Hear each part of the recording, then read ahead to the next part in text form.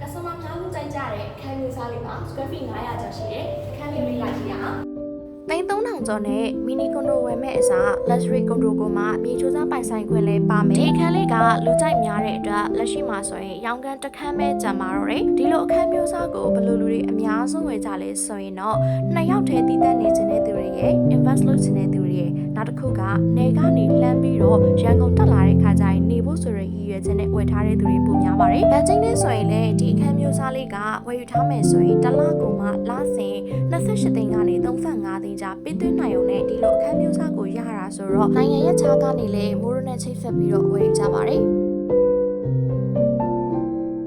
ခုလာမဲ့စနေတနင်္ဂနွေ promotion event ပွဲကြီးမှာဝယ်ယူမယ်ဆိုလို့ရှင်တော့ဒီထပ်ပို့ပြီးတော့တက်တာတဲ့ဈေးနှုန်းတွေနဲ့လည်း promotion discount ပေါင်းများစွာရရှိမှာပါ6လတစ်နှစ်အတိုးမဲ့အေးကြရေးချေဝယ်ယူနိုင်တဲ့အပြင်ကိုမှဗန်နဲ့ပါချိတ်ဆက်ပြီးတော့ဝယ်ယူနိုင်မှာဆိုတော့ hotline နံပါတ်လေးကိုအမြန်ဆုံးဆက်သွယ်ရင်းနဲ့ register တင်လိုက်တော့နော်